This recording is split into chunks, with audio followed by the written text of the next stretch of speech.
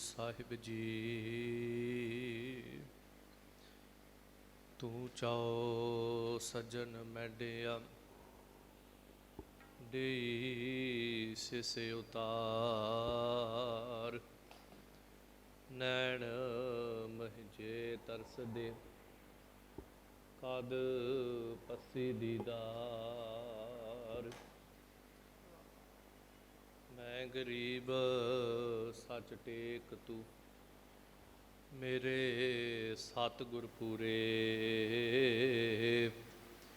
ਦੇਖ ਤੁਮਾਰਾ ਦਰਸਨੋ ਮੇਰਾ ਮਨ ਧੀਰੇ। ਸੱਜਣ ਸੱਚਾ ਪਾਤਸ਼ਾਹ ਸਿਰ ਸਾਹਾਂ ਦੈ ਸਾਹੁ। ਜਿਸ ਪਾਸ ਬੈਠਿਆਂ ਸੋਹੀਐ ਸਭਨਾ ਦਾ ਵਿਸਾਹੁ। ਜਿਸ ਪਾਸ ਬੈਠਿਆਂ ਸੋਹੀਐ ਸਭਨਾ ਦਾ ਵਿਸਾਹੁ। ਵਾਹਿਗੁਰੂ ਜੀ। ਟੋਡੀ ਮਹੱਲਾ ਪੰਜਵਾ।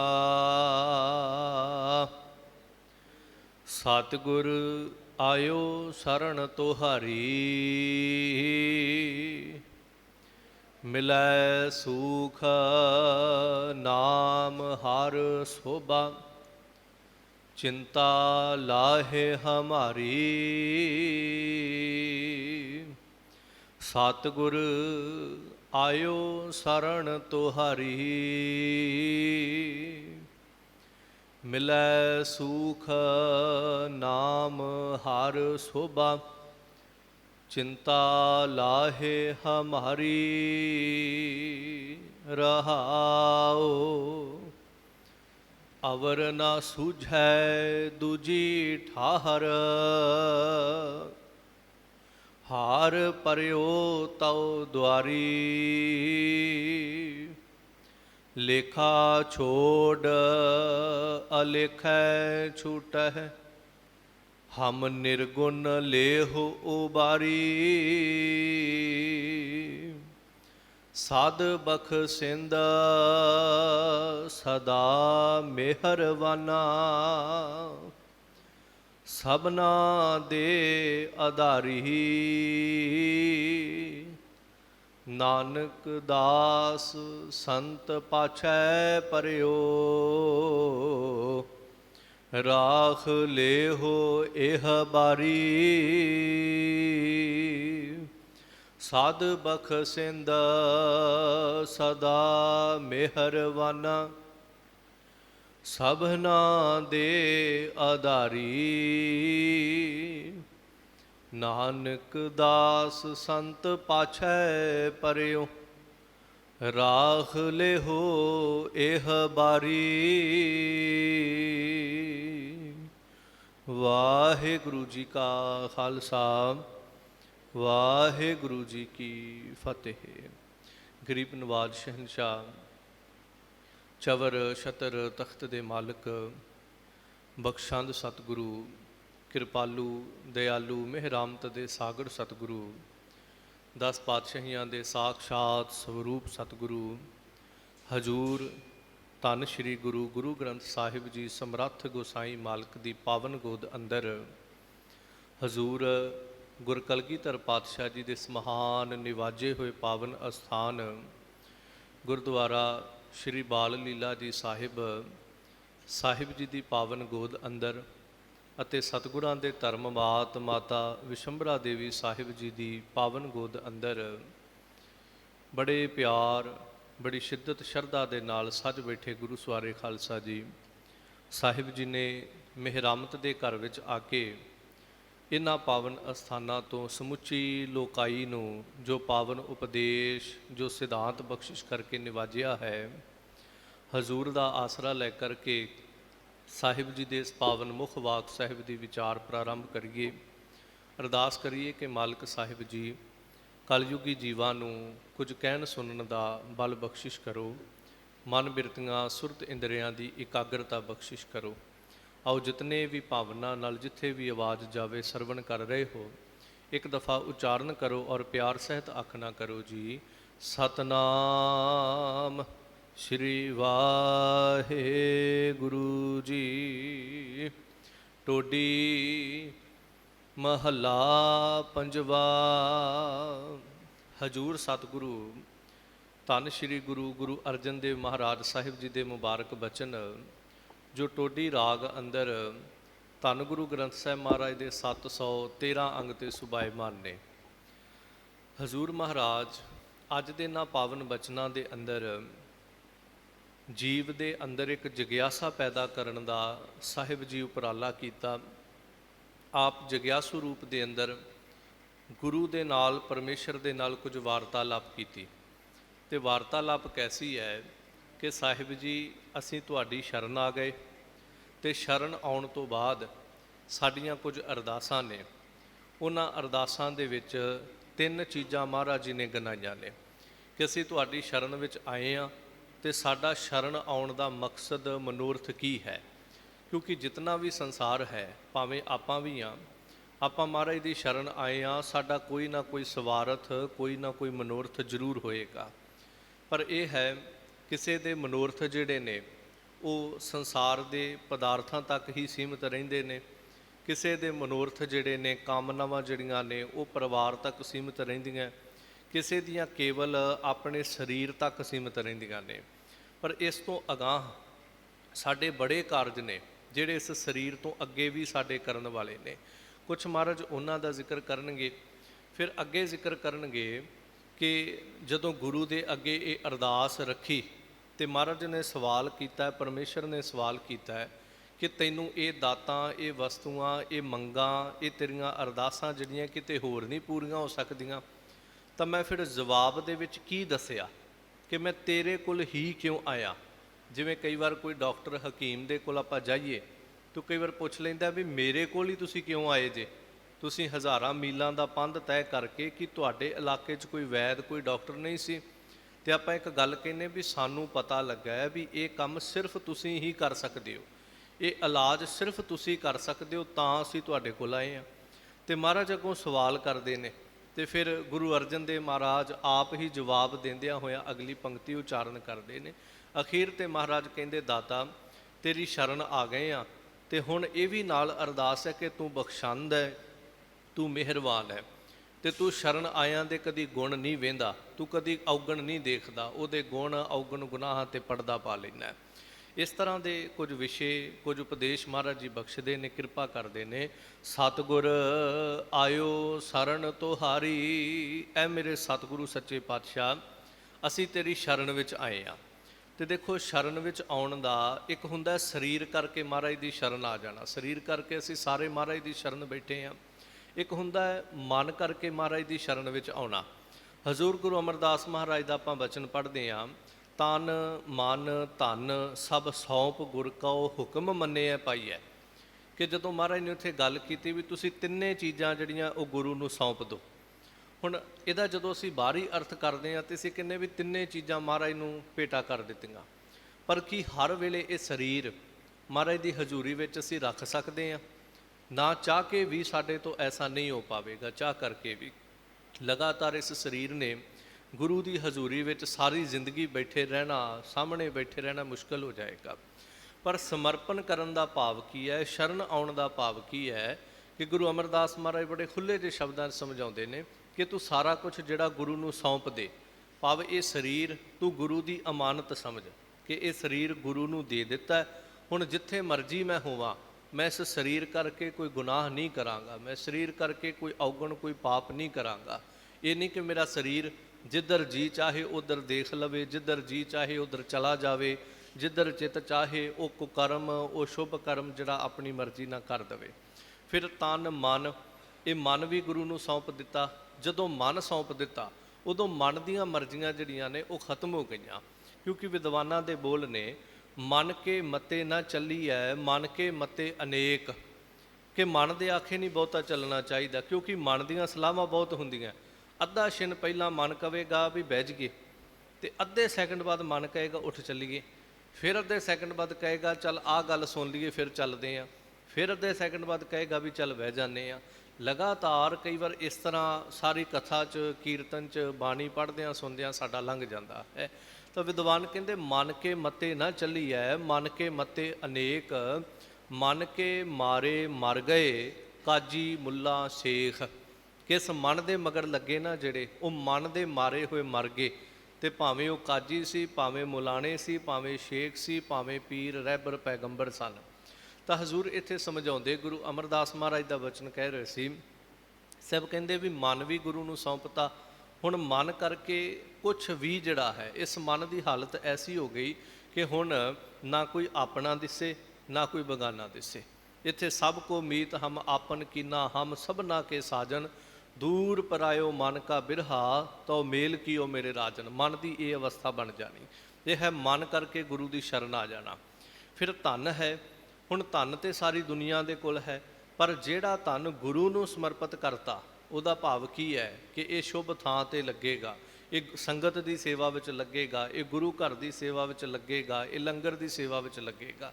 ਇਹ ਤਿੰਨੇ ਚੀਜ਼ਾਂ ਜਿਹੜੀਆਂ ਨੇ, ਹੁਣ ਦੇਖੋ ਸਰੀਰ ਕਰਕੇ ਕੰਮ ਤੇ ਸਾਰੀ ਦੁਨੀਆ ਕਰਦੀ, ਪਰ ਕੰਮ ਅਸਲ ਵਿੱਚ ਉਹ ਹੈ ਜਿਹੜਾ ਗੁਰਮਤਿ ਦੇ ਅਨੁਸਾਰ ਦਸਾਂ ਨੋਹਾਂ ਦੀ ਕਿਰਤ ਕੀਤੀ ਜਾਵੇ। ਮਨ ਕਰਕੇ ਸਾਰਾ ਸੰਸਾਰ ਵਿਚਰਦਾ ਹੈ, ਪਰ ਮਨ ਉਹ ਹੈ ਜਿਹੜਾ ਗੁਰੂ ਦੇ ਹੁਕਮ ਅਨੁਸਾਰ ਉਹਦੀ ਸੁਰਤ ਵਿੱਚ, ਉਹਦੇ ਸ਼ਬਦ ਦੇ ਵਿੱਚ ਵਿਚਰੇ। ਧਨ ਉਹ ਹੈ ਜਿਹੜਾ ਸੱਚੀ ਸੁੱਚੀ ਕਿਰਤ ਦੇ ਵਿੱਚੋਂ ਕਮਾਇਆ ਜਾਏ। ਤਾਂ ਇਸ ਤਰ੍ਹਾਂ ਮਾਲਕ ਦੀ ਸ਼ਰਨ ਆਉਣਾ। ਫਿਰ ਇੱਥੇ ਸਾਹਿਬ ਜੀ ਕਹਿੰਦੇ ਸਤਿਗੁਰ ਆਇਓ ਸ਼ਰਨ ਤੁਹਾਰੀ, ਅਸੀਂ ਤੇਰੀ ਸ਼ਰਨ ਆਏ ਹਾਂ। ਸ਼ਰਨ ਦੇ ਪਰਥਾਏ ਸਾਹਿਬ ਦੀ ਬਾਣੀ 'ਚੋਂ ਕੁਝ ਉਦਾਹਰਨਾਂ ਬਚਨ ਆਪਾਂ ਪੜ੍ਹਦੇ ਹਾਂ। ਫਿਰਤ ਫਿਰਤ ਪ੍ਰਭ ਆਇਆ, ਪਰਿਆ ਤਉ ਸ਼ਰਨ ਆਏ, ਨਾਨਕ ਕੀ ਪ੍ਰਭ ਬੇਨਤੀ ਆਪਣੀ ਭਗਤੀ ਲਾਏ। ਕਿ ਦਾਤਾ ਅਸੀਂ ਫਿਰਦੇ ਫਿਰਦੇ ਕਿੰਨਾ ਕੁ ਅਸੀਂ ਫਿਰੇ ਹਾਂ। ਤਾਂ ਮਹਾਰਾਜ ਉੱਥੇ ਬਾਣੀ 'ਚ ਭਗਤ ਰਵਿਦਾਸ ਸਾਹਿਬ ਜੀ ਕਹਿੰਦੇ ਬਹੁਤ ਜਨਮ ਵਿਛੁਰੇ ਥੇ ਮਾਧਵ, ਇਹੋ ਜਨਮ ਤੁਮਾਰੇ ਲੇਖੇ। ਕਿ ਅਸੀਂ ਅੱਜ ਦੇ ਨਹੀਂ ਫਿਰਦੇ ਪਏ। ਭੱਟ ਸਾਹਿਬਾਨ ਨੇ ਵੀ ਇਹੀ ਕਿਹਾ ਕਿ ਧੰਨ ਗੁਰੂ ਅਰਜਨ ਦੇਵ ਮਹਾਰਾਜ, ਅਸੀਂ ਤੁਹਾਡੀ ਸ਼ਰਨ ਆਉਣ ਤੋਂ ਪਹਿਲਾਂ ਪਤਾ ਹੀ ਨਹੀਂ ਕਿੰਨੇ ਅਸੀਂ ਰਹਿਓ ਟੋਲ ਹੋਂ ਸਾਧ ਬਹੁ ਤੇਰੇ ਡਿੱਠੇ, ਸਨਿਆਸੀ ਤਪੱਸੀ ਇਹ ਮੁਠਕੋਂ ਇਹ ਪੰਡਿਤ ਮਿੱਠੇ, ਬਰਸ ਏਕਹੁ ਫਿਰਿਓ ਕਿਨੈ ਨਹਿ ਪਰਚੋ ਲਾਇਓ, ਕਹਿਤੇ ਕਹਿਤੀ ਸੁਣੀ ਰਹਿਤ ਕੋ ਖੁਸ਼ੀ ਨਾ ਆਇਓ। ਅਸੀਂ ਪਤਾ ਹੀ ਨਹੀਂ ਕਿੰਨਾ ਸਮਾਂ ਭਟਕਦੇ ਰਹੇ। ਬੜੇ ਅਸੀਂ ਸਾਧੂ ਵੇਖੇ, ਬੜੇ ਅਸੀਂ ਪੰਡਿਤ ਮੁੱਲੇ ਵੇਖੇ, ਬੜੇ ਅਸੀਂ ਵਿਦਵਾਨ ਵੇਖੇ, ਪਰ ਇਹ ਮਨ ਕਿਸੇ ਤੇ ਪਤੀਜਿਆ ਨਹੀਂ। ਤਾਂ ਹਜ਼ੂਰ ਪਾਤਸ਼ਾਹ ਇਹ ਕਹਿੰਦੇ ਨੇ ਫਿਰਤ ਫਿਰਤ ਭੇਟੇ ਜਨ ਸਾਧੂ, ਕਿ ਬਹੁਤ ਅਸੀਂ ਫਿਰੇ ਪਰ ਫਿਰ ਕਿਤੇ ਕਮਾਈ ਵਾਲਾ ਕੋਈ ਸਤਿਪੁਰਖ ਮਿਲਿਆ। ਤੇ ਇਸ ਤਰ੍ਹਾਂ ਇੱਥੇ ਸਾਹਿਬ ਕਹਿੰਦੇ ਅਸੀਂ ਤੇਰੀ ਸ਼ਰਨ ਆਏ। ਸੰਧਿਆ ਦੇ ਸਮੇਂ ਆਪਾਂ ਰਹਿਰਾਸ ਸਾਹਿਬ ਦੇ ਵਿੱਚ ਇੱਕ ਬਚਨ ਪੜ੍ਹਦੇ ਹਾਂ, ਸਗਲ ਦੁਆਰ ਕਉ ਛਾੜ ਕੈ ਗਹਿਓ ਤੁਹਾਰੋ ਦੁਆਰ, ਬਾਹੇ ਗਹੇ ਕੀ ਲਾਜ ਅਸ ਗੋਬਿੰਦ ਦਾਸ ਤੁਹਾਰ। ਕਿ ਅਸੀਂ ਸਾਰਾ ਕੁਝ ਛੱਡ ਕੇ, ਸਗਲ ਦੁਆਰ ਕੋ ਛੱਡ ਕੇ, ਇੱਕ ਅੱਧੇ ਦਰਵਾਜ਼ੇ ਦੀ ਗੱਲ ਨਹੀਂ, ਅਸੀਂ ਸਾਰੇ ਦਰਵਾਜ਼ੇ ਛੱਡ ਕੇ ਤੇਰੀ ਸ਼ਰਨ ਵਿੱਚ ਆ ਗਏ ਹਾਂ। ਤੇ ਹੁਣ ਅਗਲਾ ਕੰਮ ਜਿਹੜਾ ਉਹ ਤੇਰਾ ਹੈ। ਉਹ ਕੀ ਹੈ ਕਿ ਬਾਹੇ ਗਹੇ ਕੀ ਲਾਜ ਅਸ ਗੋਬਿੰਦ ਦਾਸ ਤੁਹਾਰ। ਤੈਨੂੰ ਸ਼ਰਨ ਆਇਆਂ ਦੀ ਲਾਜ ਜਿਹੜੀ ਹੈ ਉਹ ਰੱਖਣੀ ਪਏਗੀ। ਤਾਂ ਹਜ਼ੂਰ ਪਾਤਸ਼ਾਹ ਕਹਿੰਦੇ ਦਾਤਾ ਜੀ ਅਸੀਂ ਤੇਰੀ ਸ਼ਰਨ ਵਿੱਚ ਆ ਗਏ ਹਾਂ। ਹੁਣ ਜਦੋਂ ਸ਼ਰਨ ਵਿੱਚ ਆ ਗਏ, ਦੇਖੋ ਇਤਿਹਾਸ ਦੇ ਕੁਝ ਪੰਨੇ ਜਦੋਂ ਦੇਖੀਏ ਨਾ, ਜੋ ਜੋ ਮਹਾਰਾਜ ਦੀ ਸ਼ਰਨ ਵਿੱਚ ਆਏ ਉਹਨਾਂ ਨੂੰ ਕੀ ਪ੍ਰਾਪਤੀ ਹੁੰਦੀ ਹੈ। ਅਸੀਂ ਸਭ ਤੋਂ ਪਹਿਲਾਂ ਜੇ ਦੇਖਦੇ ਹਾਂ, ਭਾਈ ਲਹਿਣਾ ਜੀ ਸਾਹਿਬ ਗੁਰੂ ਨਾਨਕ ਦੇਵ ਮਹਾਰਾਜ ਦੀ ਸ਼ਰਨ ਵਿੱਚ ਆਏ। ਇਸ ਤੋਂ ਪਹਿਲਾਂ ਭਾਈ ਲਹਿਣਾ ਜੀ ਦੇਵੀ ਦੇ ਉਪਾਸ਼ਕ ਨੇ, ਤੇ ਖੁਦ ਦੇਵੀ ਇੱਕ ਦਿਨ ਗੁਰੂ ਨਾਨਕ ਮਹਾਰਾਜ ਦੇ ਦਰ 'ਤੇ ਝਾੜੂ ਮਾਰਦੀ, ਤੇ ਭਾਈ ਲਹਿਣਾ ਜੀ ਪੁੱਛਦੇ ਨੇ ਕਿ ਐ ਬੀਬੀ ਤੂੰ ਝਾੜੂ ਦੀ ਸੇਵਾ ਕੀਤੀ, ਪਰ ਝਾੜੂ ਦੀ ਸੇਵਾ ਕਰਨ ਤੋਂ ਬਾਅਦ ਤੂੰ ਇਹ ਸਾਰਾ ਕੂੜਾ ਜਿਹੜਾ ਸੀ ਜਿਹਨੂੰ ਲੋਕ ਚੁੱਕ ਕੇ ਬਾਹਰ ਸੁੱਟ ਦਿੰਦੇ ਨੇ, ਤੇ ਤੂੰ ਇਹ ਕੂੜਾ ਚੁੱਕ ਕੇ ਆਪਣੀ ਝੋਲੀ ਦੇ ਵਿੱਚ ਪਾ ਲਿਆ, ਕਾਰਨ ਕੀ ਹੈ? ਤੇ ਉਸ ਬੀਬੀ ਨੇ ਅੱਗੋਂ ਬਚਨ ਕਿਹਾ ਸੀ, ਗੁਰਮੁਖਾਂ ਮੈਂ ਇਹ ਕੂੜਾ ਜਿਹੜਾ ਨਾ ਲੈ ਜਾਨੀ ਆ, ਤੇ ਲਿਜਾ ਕੇ ਮੈਂ ਕੋਈ ਸਧਾਰਨ ਔਰਤ ਨਹੀਂ ਹਾਂ, ਮੈਂ ਦੇਵੀ ਹਾਂ ਜਿਸ ਦੀ ਯਾਤਰਾ ਕਰਨ ਤੂੰ ਹਰ ਵਾਰ ਆਇਆ ਕਰਦਾ ਸੀ, ਮੈਂ ਉਹੀ ਦੇਵੀ ਹਾਂ। ਤੇ ਮੈਂ ਕੂੜਾ ਲਿਜਾ ਕੇ ਆਪਣੇ ਭਗਤਾਂ ਦੀ ਝੋਲੀ ਵਿੱਚ ਪਾਉਂਦੀ ਹਾਂ, ਤੇ ਉਹਨਾਂ ਦੀਆਂ ਕਾਮਨਾਵਾਂ ਪੂਰੀਆਂ ਹੁੰਦੀਆਂ, ਉਹਨਾਂ ਦੀਆਂ ਸੁੱਖਾਂ ਪੂਰੀਆਂ ਹੁੰਦੀਆਂ ਨੇ। ਇਹੀ ਧੂੜ ਲਿਜਾ ਕੇ ਮੈਂ ਉਹਨਾਂ ਦੀ ਝੋਲੀ ਵਿੱਚ ਪਾ ਦਿੰਦੀ, ਮੇਰੇ ਕੋਲ ਕੁਛ ਨਹੀਂ ਹੈਗਾ। ਭਾਵ ਇਹ ਹੈ ਲੰਬਾ ਅਰਸਾ ਜੀਵਨ ਦਾ ਦੇਵੀ ਉਪਾਸ਼ਕ ਰਹਿਣ ਤੋਂ ਬਾਅਦ ਕੁਛ ਨਾ ਪ੍ਰਾਪਤ ਹੋਇਆ, ਪਰ ਜਿਸ ਦਿਨ ਸਾਹਿਬ ਗੁਰੂ ਨਾਨਕ ਦੇਵ ਮਹਾਰਾਜ ਦੀ ਸ਼ਰਨ ਗ੍ਰਹਿਣ ਕਰ ਲਈ, ਉਹ ਭਾਈ ਲਹਿਣਾ ਜਿਹੜਾ ਸੀ ਗੁਰੂ ਅੰਗਦ ਦੇਵ ਮਹਾਰਾਜ ਦੇ ਰੂਪ ਵਿੱਚ ਪ੍ਰਗਟ ਹੋ ਗਿਆ। ਜਦੋਂ ਅਸੀਂ ਦੇਖਦੇ ਹਾਂ ਧੰਨ ਗੁਰੂ ਅਮਰਦਾਸ ਮਹਾਰਾਜ ਲਗਾਤਾਰ 12 ਸਾਲ ਤੀਰਥ ਯਾਤਰਾ ਕਰਨ ਹਰਿਦੁਆਰ ਜਾਂਦੇ ਰਹੇ, ਕੁਛ ਨਹੀਂ ਪ੍ਰਾਪਤੀ ਹੋਈ। ਪਰ ਜਿਸ ਦਿਨ ਗੁਰੂ ਅੰਗਦ ਦੇਵ ਮਹਾਰਾਜ ਦੀ ਸ਼ਰਨ ਵਿੱਚ ਆ ਗਏ, ਉਸ ਦਿਨ ਬਾਬਾ ਅਮਰਦਾਸ ਉਸ ਅਵਸਥਾ ਤੇ ਪਹੁੰਚੇ ਜਿਸ ਨੂੰ ਗੁਰੂ ਅੰਗਦ ਦੇਵ ਮਹਾਰਾਜ ਕਹਿੰਦੇ ਨੇ, ਤੁਮ ਹੋ ਨਿਮਾਨਨ ਮਾਨ, ਤੁਮ ਹੋ ਨਿਥਾਵਨ ਥਾਨ, ਕਿ ਤੁਸੀਂ ਨਿਥਾਵਿਆਂ ਦੇ ਥਾਵ ਹੋ, ਤੁਸੀਂ ਨਿਮਾਣਿਆਂ ਦੇ ਮਾਨ ਹੋ, ਤੁਸੀਂ ਨਿਓਟਿਆਂ ਦੀ ਓਟ ਹੋਵੋਗੇ, ਤੁਸੀਂ ਨਿਧਰਿਆਂ ਦੀ ਧਿਰ ਹੋਵੋਗੇ, ਨਿਗਤਿਆਂ ਦੀ ਗੱਤ ਹੋਵੋਗੇ। ਜਿਸ ਦਿਨ ਬਾਬਾ ਅਮਰਦਾਸ ਗੁਰੂ ਅੰਗਦ ਦੇਵ ਮਹਾਰਾਜ ਦੀ ਸ਼ਰਨ ਆ ਗਏ, 12 ਬਖਸ਼ਿਸ਼ਾਂ ਗੁਰੂ ਅੰਗਦ ਦੇਵ ਮਹਾਰਾਜ ਨੇ ਦਿੱਤੀਆਂ। ਸ਼ਰਨ ਆਏ ਤਾਂ ਮਿਲੀਆਂ। ਜੇ ਅਸੀਂ ਦੇਖਦੇ ਹਾਂ ਗੁਰੂ ਰਾਮਦਾਸ ਮਹਾਰਾਜ ਦਾ ਜੀਵਨ, ਤਾਂ ਗੁਰੂ ਰਾਮਦਾਸ ਮਹਾਰਾਜ ਜਦੋਂ ਲਾਹੌਰ ਦੀ ਧਰਤੀ 'ਤੇ ਨੇ, ਮੈਂ ਉਸ ਦਿਨ ਮਹਾਰਾਜ ਦੇ ਪ੍ਰਕਾਸ਼ ਪੁਰਬ 'ਤੇ ਵੀ ਜ਼ਿਕਰ ਕੀਤਾ ਕਿ ਜਦੋਂ ਪਹਿਲਾਂ ਮਾਤਾ ਫਿਰ ਪਿਤਾ ਸਮੇਂ ਅਨੁਸਾਰ ਸੰਸਾਰ ਤੋਂ ਕੂਚ ਕੀਤਾ ਤੇ ਨਾਨੀ ਬਾਸਰ ਕੇ ਲੈ ਆਈ, ਇੱਥੇ ਆ ਕੇ ਘੁੰਗਣੀਆਂ ਵੇਚਣੀਆਂ ਸ਼ੁਰੂ ਕੀਤੀਆਂ, ਫਿਰ ਗੋਇੰਦਵਾਲ ਸਾਹਿਬ ਗੁਰੂ ਅਮਰਦਾਸ ਮਹਾਰਾਜ ਦੀ ਹਜ਼ੂਰੀ ਤੱਕ ਪਹੁੰਚਣਾ। ਤੇ ਜਿਸ ਨੂੰ ਲੋਕ ਕਹਿੰਦੇ ਸੀ ਇਹਨੂੰ ਕੋਈ ਸਾਂਭਣ ਵਾਲਾ ਨਹੀਂ, ਜਿਸ ਨੂੰ ਲੋਕ ਕਹਿੰਦੇ ਸੀ ਇਹ ਰੋਟੀ ਕਿੱਥੋਂ ਖਾਏਗਾ, ਜਿਸ ਨੂੰ ਲੋਕ ਕਹਿੰਦੇ ਸੀ ਇਹ ਹੁਣ ਰਵੇਗਾ ਕਿੱਥੇ, ਜਿਹਨੂੰ ਲੋਕ ਕਹਿੰਦੇ ਸੀ ਇਹਦਾ ਕੋਈ ਰਿਸ਼ਤੇਦਾਰ ਨਹੀਂ ਰਹਿ ਗਿਆ, ਜਿਸ ਨੂੰ ਲੋਕ ਕਹਿੰਦੇ ਸੀ ਇਹ ਅਨਪੜ੍ਹ ਹੈ, ਜਿਹਨੂੰ ਲੋਕ ਕਹਿੰਦੇ ਸੀ ਇਹਨੂੰ ਹੁਣ ਕੋਈ ਸੰਭਾਲੇਗਾ ਨਹੀਂ, ਇਹ ਰੁੱਲ ਜਾਵੇਗਾ। ਪਰ ਉਹ ਭਾਈ ਜੇਠਾ ਜਦੋਂ ਗੁਰੂ ਅਮਰਦਾਸ ਮਹਾਰਾਜ ਦੀ ਸ਼ਰਨ ਵਿੱਚ ਆ ਗਏ ਤਾਂ ਗੁਰੂ ਰਾਮਦਾਸ ਮਹਾਰਾਜ ਦੇ ਰੂਪ ਵਿੱਚ ਪ੍ਰਗਟ ਹੋਏ, ਜਿਹਨੂੰ ਦੁਨੀਆ ਕਹਿੰਦੀ ਸੀ ਇਹਨੂੰ ਰੋਟੀ ਕੌਣ ਦੇਵੇਗਾ, ਅੱਜ ਉਹਦੇ ਦਰ ਤੋਂ ਲੱਖਾਂ ਲੋਕ ਪ੍ਰਸ਼ਾਦਾ ਛਕ ਕੇ ਜਾਂਦੇ ਨੇ।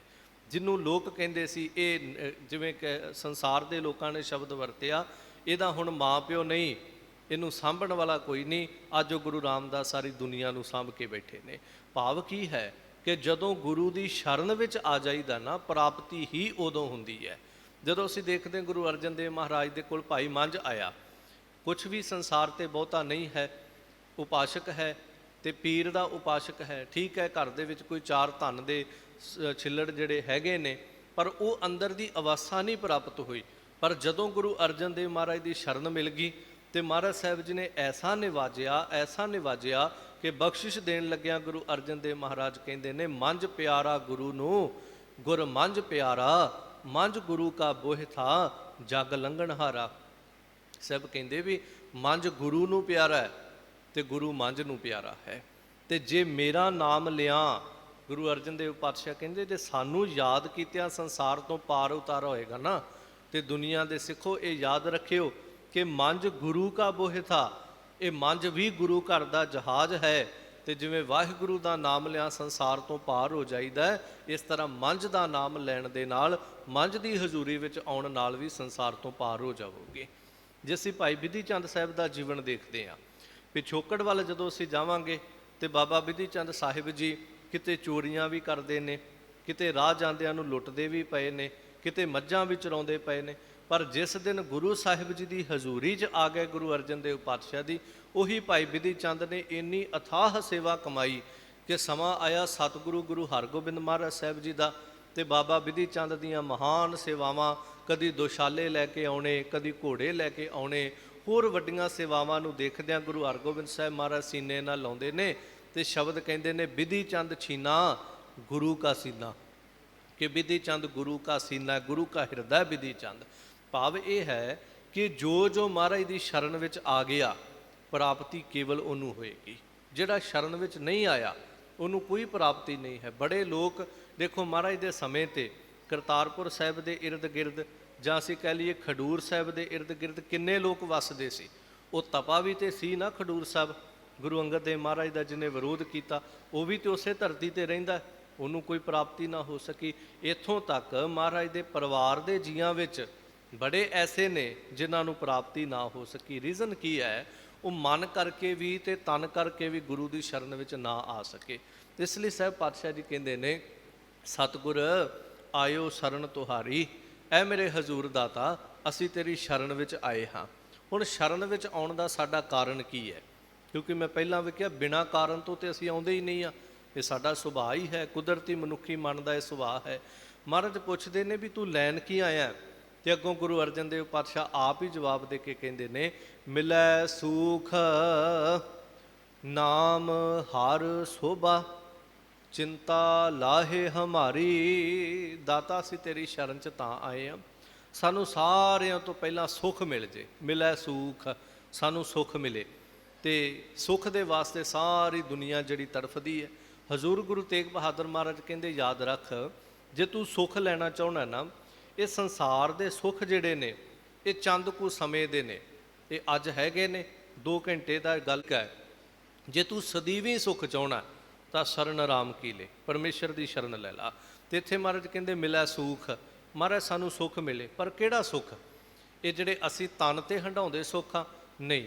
ਇਹਨਾਂ ਸੁੱਖਾਂ ਦੀ ਬਾਬਤ ਤੇ ਭਗਤ ਕਬੀਰ ਸਾਹਿਬ ਇੱਕ ਬਚਨ ਕਹਿੰਦੇ ਨੇ, ਕਹਿੰਦੇ ਵੀ ਇਹ ਸੁੱਖ ਜਿਹੜੇ ਨੇ ਨਾ, ਮੈਂ ਇਹਨਾਂ ਨੂੰ ਜ਼ਿੰਦਗੀ 'ਚ ਬਹੁਤੀ ਅਹਿਮੀਅਤ ਨਹੀਂ ਦਿੰਦਾ। ਕਾਰਨ ਰੀਜ਼ਨ ਕੀ ਹੈ?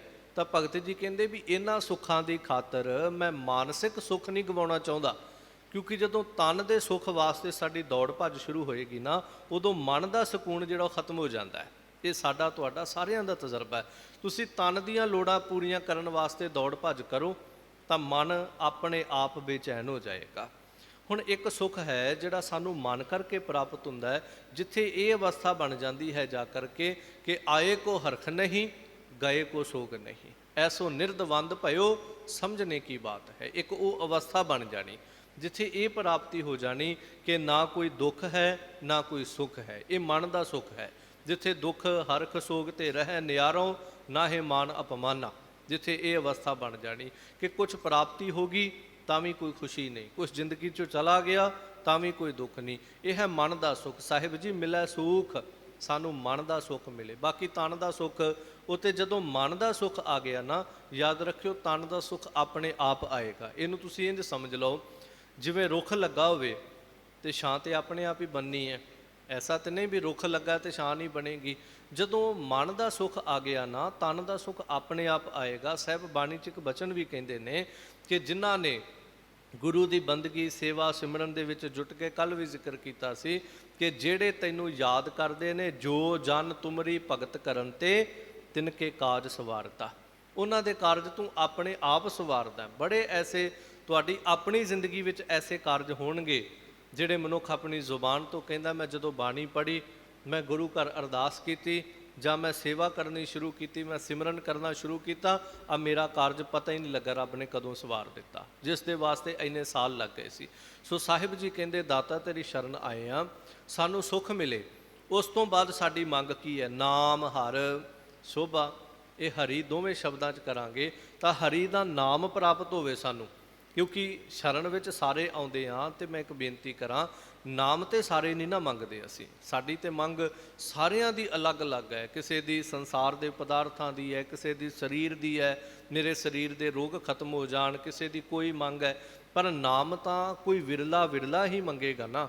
ਇਸ ਲਈ ਸਾਹਿਬ ਕਹਿੰਦੇ ਦਾਤਾ ਨਾਮ ਹਰ ਸ਼ੋਭਾ, ਤੇ ਸਾਨੂੰ ਸ਼ੋਭਾ ਵੀ ਦੇ, ਕਿਉਂਕਿ ਸੰਸਾਰ ਤੇ ਰਹਿੰਦੇ ਆ ਤੇ ਇਹ ਥੋੜ੍ਹੀ ਕਿ ਅਸੀਂ ਹਰ ਵੇਲੇ ਅਪਮਾਨਿਤ ਹੀ ਹੋਈ ਜਾਣਾ, ਇਹ ਥੋੜ੍ਹੀ ਅਸੀਂ ਹਰ ਵੇਲੇ ਨਿਰਾਦਰ ਹੀ ਸਹੀ ਜਾਣਾ। ਸਾਨੂੰ ਸ਼ੋਭਾ ਵੀ ਚਾਹੀਦੀ ਹੈ, ਸਾਨੂੰ ਵਡਿਆਈ ਵੀ ਚਾਹੀਦੀ।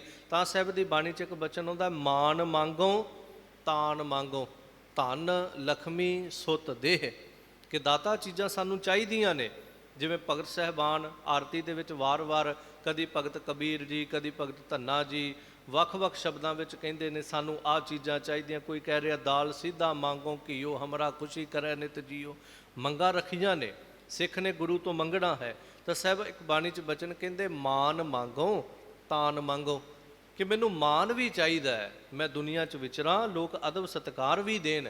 ਇਹ ਨਹੀਂ ਕਿ ਜਿਹਦਾ ਜੀ ਕਰੇ ਉਹ ਮੇਰਾ ਨਿਰਾਦਰ ਕਰ ਜਾਏ। ਭਗਤ ਹਾਂ ਤੇਰੇ, ਬੱਚੇ ਹਾਂ ਤੇਰੇ, ਤੇਰੀ ਸ਼ਰਨ ਵਿੱਚ ਆਏ ਹੋਏ ਹਾਂ। ਤਾਨ ਮੰਗੋ, ਸਾਨੂੰ ਬਲ ਵੀ ਚਾਹੀਦਾ। ਧਨ ਲਖਮੀ ਸੁੱਤ ਦੇ, ਸਾਨੂੰ ਧਨ ਵੀ ਚਾਹੀਦਾ, ਸਾਨੂੰ ਲక్ష్ਮੀ ਵੀ ਚਾਹੀਦੀ ਹੈ, ਫਿਰ ਸੁੱਤ ਵੀ ਚਾਹੀਦਾ ਹੈ, ਧੀ ਵੀ ਚਾਹੀਦੀ ਹੈ, ਪੁੱਤਰ ਵੀ ਚਾਹੀਦਾ ਹੈ, ਇਸਤਰੀ ਵੀ ਚਾਹੀਦੀ ਹੈ। ਸਾਜਨੋ ਤੂੰ ਮੀਤ ਮੇਰਾ, ਗ੍ਰਹਿ ਤੇ ਰਹਿ ਸਭ ਕੋਏ, ਤੇਰੇ ਘਰ ਵਿੱਚ ਸਾਰਾ ਕੁਝ ਅਸੀਂ ਤੇਰੇ ਤੋਂ ਹੀ ਮੰਗਾਂਗੇ। ਤਾਂ ਹਜ਼ੂਰ ਇੱਥੇ ਕਹਿੰਦੇ ਨੇ ਹਰ ਸ਼ੋਭਾ, ਇਹ ਹਰੀ ਪਰਮੇਸ਼ਰ ਸਾਨੂੰ ਸ਼ੋਭਾ ਵੀ ਚਾਹੀਦੀ ਹੈ, ਸਾਨੂੰ ਸੰਸਾਰ ਤੇ ਉਸਤਤ ਵੀ ਚਾਹੀਦੀ। ਭਾਵੇਂ ਸਾਡੇ ਅੰਦਰੋਂ ਭੁੱਖ ਨਹੀਂ ਹੈਗੀ ਕਿ ਦੁਨੀਆ ਸਾਨੂੰ ਸਲਾਹੇ, ਦੁਨੀਆ ਸਾਡੀ ਵਡਿਆਈ ਕਰੇ, ਲੋਕੀ ਵਾਹ ਵਾਹ ਕਹਿਣ, ਭੁੱਖ ਨਹੀਂ, ਪਰ ਇਹ ਵੀ ਨਹੀਂ ਕਿ ਹਰ ਕੋਈ ਸਾਡਾ ਤਿਰਸਕਾਰ ਕਰਕੇ ਤੁਰ ਜਾਵੇ, ਇਹ ਵੀ ਨਹੀਂ ਚਾਹੀਦਾ। ਫਿਰ ਚਿੰਤਾ ਲਾਹੇ ਹਮਾਰੀ, ਦਾਤਾ ਸਾਡੀਆਂ ਚਿੰਤਾਵਾਂ ਲਾ ਦੀ। ਦੂਜਾ ਭਾਵ ਇਹ ਹੈ, ਜਦੋਂ ਗੁਰੂ ਦੀ ਸ਼ਰਨ ਆ ਗਏ ਉਦੋਂ ਇਹ ਗੱਲ ਦੀ ਸਮਝ ਆ ਗਈ ਕਿ ਗੁਰੂ ਦੀ ਸ਼ਰਨ 'ਚੋਂ ਹੀ ਸੁੱਖ ਮਿਲਦਾ, ਨਾਮ ਮਿਲਦਾ, ਸ਼ੋਭਾ ਮਿਲਦੀ, ਤੇ ਚਿੰਤਾ ਜਿਹੜੀ ਉਹ ਸਾਡੀ ਲੈ ਜਾਂਦੀ ਹੈ। ਕਿਸ ਤਰ੍ਹਾਂ ਲੈ ਜਾਂਦੀ? ਕਿਉਂਕਿ ਗੁਰੂ ਸਮਝਾ ਦਿੰਦਾ ਹੈ। ਪੂਰਾ ਗੁਰ ਸਮਝਾਇਆ ਦੀ ਇੱਥੇ ਖੇਡ ਵਰਤਦੀ ਹੈ। ਗੁਰੂ ਸਮਝਾਉਂਦਾ ਹੈ ਕਿ ਨਾ ਕਰ ਚਿੰਤ, ਚਿੰਤਾ ਹੈ ਕਰਤੇ, ਜੋ ਜਲ ਥਲ ਜੀਆ ਜਨਤਾ ਸਭ ਤੈ, ਜੋ ਸਾਰਿਆਂ ਨੂੰ ਦੇ ਰਿਹਾ। ਜਦੋਂ ਅਸੀਂ ਇੱਕ ਬਚਨ ਸਾਹਿਬ ਦੀ ਬਾਣੀ 'ਚ ਪੜ੍ਹਦੇ ਭਗਤਾਂ ਦਾ, ਉੱਥੇ ਭਗਤ ਸਾਹਿਬਾਨ ਜੀ ਕਹਿੰਦੇ ਨੇ 42 ਲੱਖ ਜੀ ਜਲ ਮੈਂ ਹੋਤੇ ਬੀਠੁਲ ਪਹਿਲਾ ਕਾਏ ਕਰੋ, ਵੀ 42 ਲੱਖ ਜੀਵ ਜਿਹੜੇ ਉਹ ਪਾਣੀ ਦੇ ਵਿੱਚ ਨੇ। ਪਰ ਨਾਲ ਹੀ ਬਚਨ ਕਰ ਦਿੱਤਾ, ਉੱਥੇ ਹੱਟ ਨਾ ਚੱਲਈ ਨਾ ਕੋ ਕਿਰਸ ਕਰੇ, ਕਿ ਨਾ ਤੇ ਸਮੁੰਦਰ ਵਿੱਚ ਹੱਟੀਆਂ ਪਾਈਆਂ ਕਿਸੇ ਨੇ, ਨਾ ਸ਼ਾਪਿੰਗ ਮਾਲ ਖੁੱਲ੍ਹੇ ਹੋਏ ਨੇ, ਨਾ ਕਰਿਆਨਾ ਸਟੋਰ ਖੁੱਲ੍ਹੇ ਹੋਏ ਨੇ। ਸਭ ਤੋਂ ਵੱਡੀ ਗੱਲ ਇਹ ਹੈ ਕਿ ਨਾ ਕੋ ਲੇਵੈ ਨਾ ਦੇ, ਨਾ ਉੱਥੇ ਵਪਾਰ ਹੀ ਹੁੰਦਾ ਵੀ ਤੁਸੀਂ ਸਾਡੇ ਤੋਂ ਪੈਸੇ ਲੈ ਲਓ ਜੀ, ਆਹ ਚੀਜ਼ ਦੇ ਦਿਓ, ਜਾਂ ਸਾਨੂੰ ਪੈਸੇ ਦੇ ਦਿਓ ਅਸੀਂ ਤੁਹਾਨੂੰ ਆਹ ਚੀਜ਼ ਦੇ ਦਾਂਗੇ। ਸਮੁੰਦਰ ਦੇ ਵਿੱਚ ਕੋਈ ਵਪਾਰ ਨਹੀਂ ਚੱਲ ਰਿਹਾ, ਕੋਈ ਦੁਕਾਨਾਂ ਨਹੀਂ ਚੱਲ ਰਹੀਆਂ, ਕੋਈ ਉੱਥੇ ਹੱਟੀਆਂ ਨਹੀਂ ਪਾਈਆਂ ਕਿਸੇ ਨੇ, ਪਰ ਫਿਰ ਵੀ ਸਮੁੰਦਰ 'ਚ ਬੈਠੇ ਹੋਏ ਜੀਵਾਂ ਨੂੰ ਪਾਲੀ ਜਾ ਰਿਹਾ। ਉਹਨੇ ਇੱਕ ਵਿਧ ਬਣਾਈ ਹੋਈ, ਜੀਆਂ ਕਾ ਆਹਾਰ ਜੀ ਖਾਣਾ ਇਹੋ ਕਰੇ। ਤਾਂ ਸਾਹਿਬ ਜੀ ਕਹਿੰਦੇ ਨੇ ਚਿੰਤਾ ਲਾਹੇ ਹਮਾਰੀ, ਸਾਡੀ ਚਿੰਤਾ ਲਾ। ਤੇ ਗੁਰੂ ਫਿਰ ਸਮਝਾਉਂਦਾ ਹੈ ਕਿ ਨਾ ਕਰ ਚਿੰਤ, ਚਿੰਤਾ ਹੈ ਕਰਤੇ, ਤੂੰ ਚਿੰਤਾ ਨਾ ਕਰ, ਉਹਨੂੰ ਤੇਰੀ ਚਿੰਤਾ ਹੈ। ਜਿਵੇਂ ਸੰਸਾਰ ਦੇ ਵਿੱਚ ਆਪਾਂ ਕੋਈ ਚੀਜ਼ ਲਈਏ ਤੇ ਆਪਾਂ ਨੂੰ ਉਹਦੀ ਚਿੰਤਾ ਹੁੰਦੀ ਵੀ ਅਸੀਂ ਇਹ ਚੀਜ਼ ਲਈ ਹੈ। ਸਾਡੇ ਕੋਲ ਗੱਡੀ ਹੈ ਤਾਂ ਗੱਡੀ ਨੂੰ ਤਾਂ ਚਿੰਤਾ ਨਹੀਂ ਹੈ ਨਾ ਕਿ ਇਹਨਾਂ ਨੇ ਮੇਰੇ 'ਚ ਤੇਲ ਪਾਉਣਾ ਹੈ ਕਿ ਨਹੀਂ, ਸਾਨੂੰ ਚਿੰਤਾ ਹੈ। ਆਪਾਂ ਘਰੋਂ ਤੁਰਨ ਲੱਗਿਆਂ ਸਭ ਤੋਂ ਪਹਿਲਾਂ ਕੀ ਵੇਖਦੇ ਆ, ਤੇਲ ਹੈਗਾ ਕਿ ਨਹੀਂ ਹੈਗਾ। ਆਪਾਂ ਨੂੰ ਚਿੰਤਾ ਹੈ ਵੀ ਇਹ ਕਿੱਥੋਂ ਤੱਕ ਜਾਏਗੀ, ਕਿੱਥੋਂ ਤੱਕ ਨਹੀਂ ਜਾਏਗੀ, ਇਹ ਪੰਪ ਤੱਕ ਪਹੁੰਚੇਗੀ ਜਾਂ ਨਹੀਂ ਪਹੁੰਚੇਗੀ। ਸਾਨੂੰ ਚਿੰਤਾ ਹੈ, ਗੱਡੀ ਨੂੰ ਕੋਈ ਚਿੰਤਾ ਨਹੀਂ। ਘਰ ਵਿੱਚ ਕੋਈ ਪਸ਼ੂ ਰੱਖਿਆ, ਸਾਨੂੰ ਚਿੰਤਾ ਹੈ, ਉਹਨੂੰ ਚਿੰਤਾ ਨਹੀਂ ਹੈਗੀ ਵੀ ਇਹਨਾਂ ਨੇ ਕਦੋਂ ਪੱਠੇ ਵੱਢ ਕੇ ਲਿਆਉਣੇ, ਕਿੱਥੋਂ ਵੱਢ ਕੇ ਲਿਆਉਣੇ, ਮੁੱਲ ਖਰੀਦਣੇ, ਮੰਗ ਕੇ ਲਿਆਉਣੇ, ਸਾਨੂੰ ਉਹਦੀ ਚਿੰਤਾ ਹੈ। ਬੱਚਾ ਹੈ ਛੋਟਾ ਜਿਹਾ, ਬੱਚੇ ਨੂੰ ਕੋਈ ਚਿੰਤਾ ਨਹੀਂ ਮੇਰੇ ਪਿਤਾ ਨੇ ਕਿੱਥੋਂ ਕਮਾ ਕੇ ਲਿਆਉਣਾ, ਕਿਵੇਂ ਕਮਾ ਕੇ ਲਿਆਉਣਾ, ਕਿੰਨੇ ਘੰਟੇ ਕੰਮ ਕਰੇਗਾ।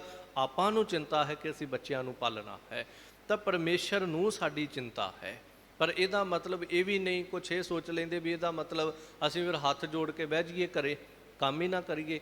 ਤੂੰ ਕੰਮ ਕਰ, ਗੁਰੂ ਨਾਨਕ ਨੇ ਤੈਨੂੰ ਕਿਰਤੀ ਸਿੱਖ ਬਣਾਇਆ, ਪਰ ਇਹਦਾ ਮਤਲਬ ਇਹ ਨਹੀਂ ਕਿ ਤੂੰ ਕੰਮ ਦੇ ਵਿੱਚ ਮਸ਼ੀਨ ਬਣ ਜਾ, ਵੀ ਤੈਨੂੰ ਆਪਣੀ ਜ਼ਿੰਦਗੀ ਦਾ ਅਸਲ ਮਨੋਰਥ ਹੀ ਭੁੱਲ ਜਾਵੇ। ਨਹੀਂ, ਤੂੰ ਕੰਮ ਕਰਨਾ ਹੈ। ਭਗਤ ਸਾਹਿਬਾਨ ਦਾ ਬਚਨ ਜਦੋਂ ਅਸੀਂ ਪੜ੍ਹਦੇ ਹਾਂ ਕਿ ਤੂੰ ਕੰਮ ਕਰ, ਪਰ ਕੰਮ ਕਰਦਿਆਂ ਕਰਦਿਆਂ ਹਾਥ ਪਾਉ ਕਰ ਕਾਮ ਸਭ ਚੀਤ ਨਿਰੰਜਨ ਨਾਲ। ਤੂੰ ਇਹ ਵੀ ਚੇਤਾ ਰੱਖ ਨਾ ਵੀ ਮੈਂ ਕੰਮ ਵੀ ਕਰਨਾ ਹੈ, ਪਰ ਕੰਮ ਦੇ ਨਾਲ ਨਾਲ ਦੇਖੋ ਸਾਨੂੰ ਇਹ ਤਾਂ ਚੇਤੇ ਵੀ ਮਹਾਰਾਜ ਨੇ ਸਾਨੂੰ ਕਿਹਾ ਕਿਰਤ ਕਰ, ਪਰ ਨਾਲ ਇਹ ਨਹੀਂ ਚੇਤੇ ਕਿ ਕਿਰਤ ਦੇ ਵਿੱਚ ਕਰਤੇ ਨੂੰ ਵੀ ਯਾਦ ਕਰਿਆ ਕਰ। ਇਹ ਦੋਵੇਂ ਚੀਜ਼ਾਂ ਮਹਾਰਾਜ ਨੇ ਸਾਨੂੰ ਦਿੱਤੀਆਂ ਨੇ। ਤਾਂ ਸਾਹਿਬ ਜੀ ਕਹਿੰਦੇ ਚਿੰਤਾ ਲਾਹੇ ਹਮਾਰੀ, ਦਾਤਾ ਜੀ ਸਾਡੀ ਚਿੰਤਾ ਲਾ ਦੇ। ਤਾਂ ਦਾਤੇ ਨੇ ਫਿਰ ਸਾਰਾ ਕੁਝ ਸਮਝਾ ਦਿੱਤਾ ਕਿ ਤੂੰ ਸੰਸਾਰ 'ਤੇ ਆਇਆ, ਜਿਹਨੇ ਤੈਨੂੰ ਭੇਜਿਆ ਉਹਨੂੰ ਤੇਰੀ ਚਿੰਤਾ ਹੈ, ਜਿਹਨੇ ਤੈਨੂੰ ਪੈਦਾ ਕੀਤਾ ਉਹਨੂੰ ਤੇਰੀ ਚਿੰਤਾ ਹੈ। ਜਦੋਂ ਅਸੀਂ ਵੀ ਪੜ੍ਹਦੇ ਹਾਂ ਕਿ ਜਬ ਦਾਂਤ ਨਹੀਂ ਤਬ ਦੂਧ ਦਿਓ, ਅਬ ਦਾਂਤ ਦੀਏ ਕਿਆ ਅੰਨ ਨਾ ਦੈ ਹੈ, ਕਿ ਜਦੋਂ ਤੈਨੂੰ ਦੰਦ ਨਹੀਂ ਸੀ, ਛੋਟਾ ਜਿਹਾ ਤੂੰ ਬੱਚਾ ਪੈਦਾ ਹੋਇਆ, ਤੇਰੇ ਕੋਲ ਦੰਦ ਨਹੀਂ ਖਾਣ ਵਾਸਤੇ, ਉਹਨੇ ਤੇਰੇ ਆਉਣ ਤੋਂ ਪਹਿਲਾਂ ਪਹਿਲਾਂ ਮਾਂ ਦੀ ਛਾਤੀ ਦੇ ਵਿੱਚ ਉਹਨੇ ਦੁੱਧ ਭਰ ਦਿੱਤਾ। ਜਬ ਦਾਂਤ ਨਹੀਂ ਤਬ ਦੂਧ ਦਿਓ, ਉਹਨੇ ਤੇਰਾ ਪ੍ਰਬੰਧ ਕੀਤਾ, ਉਹਨੇ ਦੁੱਧ ਪੈਦਾ ਕਰਕੇ ਰੱਖਿਆ ਤੇਰੇ ਆਉਣ ਤੋਂ ਪਹਿਲਾਂ।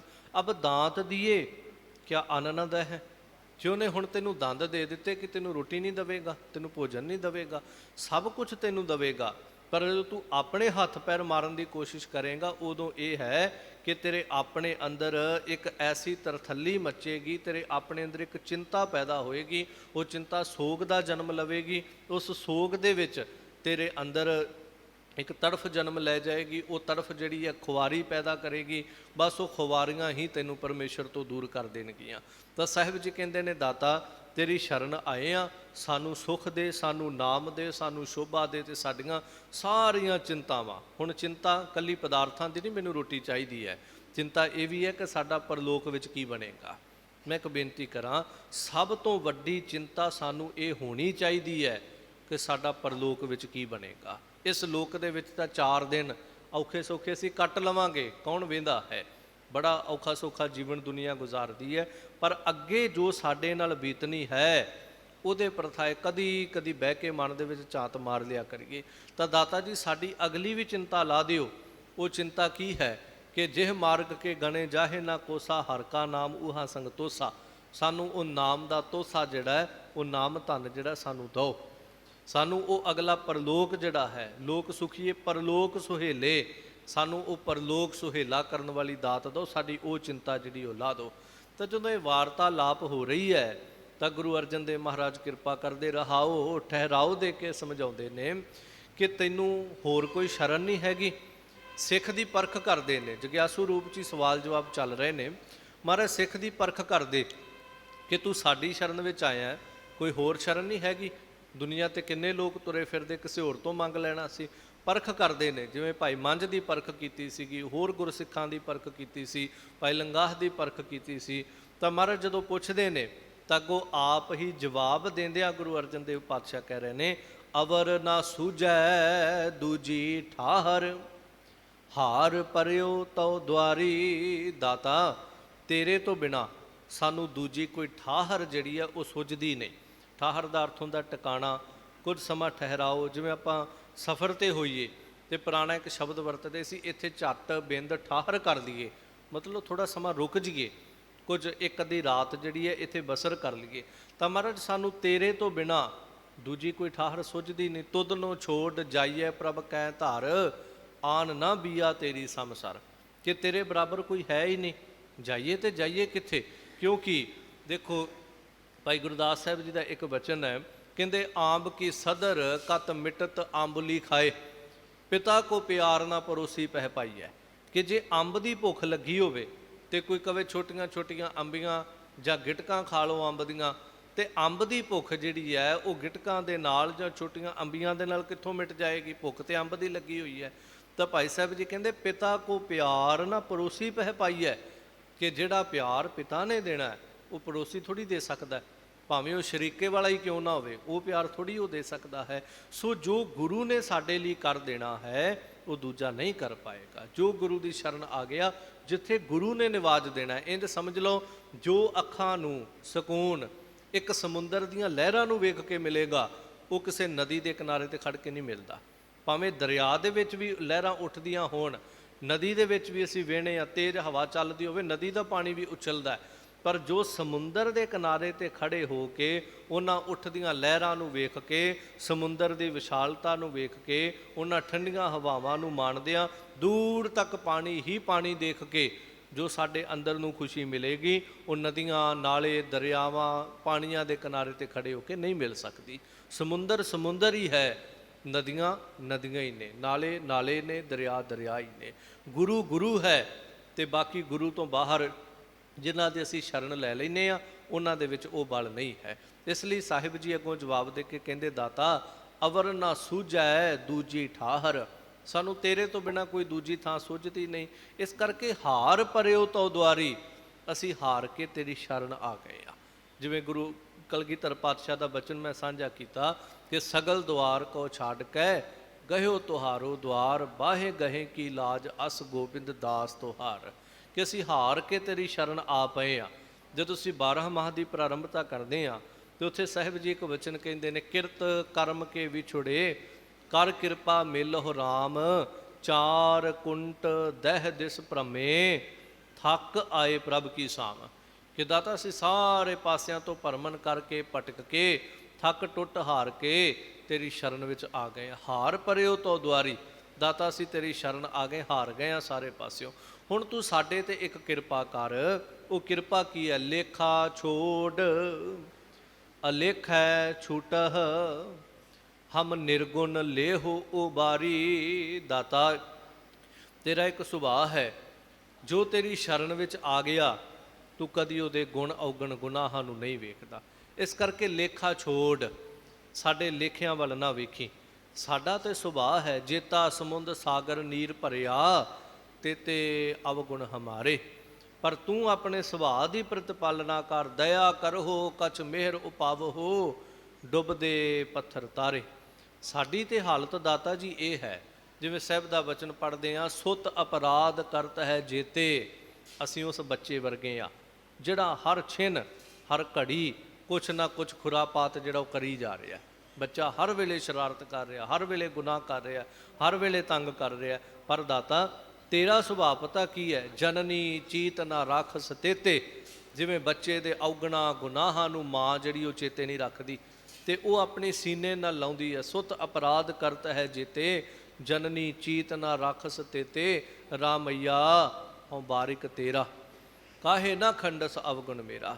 ਕਿ ਦਾਤਾ ਜੀ ਅਸੀਂ ਤੇਰੀ ਸ਼ਰਨ ਹਾਂ, ਤੇਰੇ ਬੱਚੇ ਹਾਂ, ਕਾਹੇ ਨਾ ਖੰਡਸ ਅਵਗੁਣ ਮੇਰਾ। ਲੇਖਾ ਛੋੜ, ਸਾਡੇ ਲੇਖੇ ਜਿਹੜੇ ਉਹ ਖਤਮ ਕਰ ਦੇ, ਕਿਉਂਕਿ ਜਿੰਨਾ ਚਿਰ ਲੇਖਿਆਂ ਦੇ ਵਿੱਚ ਪਏ ਰਵਾਂਗੇ ਨਾ, ਸਾਡਾ ਕਦੀ ਵੀ ਉਧਾਰ ਨਹੀਂ ਹੋ ਸਕਦਾ। ਇਸ ਲਈ ਜਦੋਂ ਵੀ ਬਾਣੀ ਪੜ੍ਹੀਏ, ਜਦੋਂ ਵੀ ਸਿਮਰਨ ਕਰੀਏ, ਕੁਛ ਵੀ ਕਰੀਏ, ਸੇਵਾ ਕਰ ਲਓ, ਸਿਮਰਨ ਕਰ ਲਓ, ਕਦੀ ਇਹ ਨਾ ਕਹੀਏ ਜ਼ਿੰਦਗੀ 'ਚ ਕਿ ਮੈਂ ਇੰਨਾ ਕੀਤਾ ਹੈ ਤੇ ਮੈਨੂੰ ਮੇਰੇ ਕਰਮਾਂ ਮੁਤਾਬਕ ਅੱਗੇ ਫਲ ਮਿਲਣਾ ਚਾਹੀਦਾ ਹੈ। ਕਿਉਂਕਿ ਜਦੋਂ ਅਸੀਂ ਇਹ ਕਹਾਂਗੇ, ਇੱਕ ਛੋਟੀ ਜਿਹੀ ਕਹਾਣੀ ਵੀ ਆਪ ਜੀ ਪੜ੍ਹਦੇ ਸੁਣਦੇ ਹੋ ਕਈ ਦਫਾ। ਇੱਕ ਪੱਥਰ ਦੀ ਸਿੱਲ ਸੀ, ਉਹਦੇ ਉੱਤੇ ਇੱਕ ਤਪੱਸਵੀ 12 ਸਾਲ ਬੈਠਾ ਤਪੱਸਿਆ ਕਰਦਾ ਰਿਹਾ। ਤੇ ਜਦੋਂ ਤਪੱਸਿਆ ਕਰਦਾ ਰਿਹਾ, ਆਖਰ ਭਗਵਾਨ ਪਰਮਾਤਮਾ ਉਹਦੇ 'ਤੇ ਖੁਸ਼ ਹੋਇਆ ਤੇ ਉਹਨੂੰ ਕਹਿੰਦਾ ਵੀ ਮੰਗ ਕੀ ਮੰਗਦਾ। ਤੇ ਉਹ ਅਹੰਕਾਰ ਦੇ ਵਿੱਚ ਆ ਕੇ ਕਹਿੰਦਾ ਵੀ ਮੈਂ ਇੰਨੇ ਸਾਲ ਤਪੱਸਿਆ ਕੀਤੀ ਹੈ ਤੇ ਤੁਸੀਂ ਨਿਆਂ ਕਰੋ, ਵੀ ਭਾਵ ਮੇਰੀ ਜਿਹੜੀ ਤਪੱਸਿਆ ਕੀਤੀ, ਮੈਨੂੰ ਮੇਰੀ ਤਪੱਸਿਆ ਦਾ ਫਲ ਦਿਓ। ਤੇ ਉਹ ਕਹਿੰਦੇ ਵੀ ਠੀਕ ਹੈ, ਜੋ ਤੇਰੀ ਤਪੱਸਿਆ ਦਾ ਫਲ ਹੈ ਤੈਨੂੰ ਮਿਲੇਗਾ।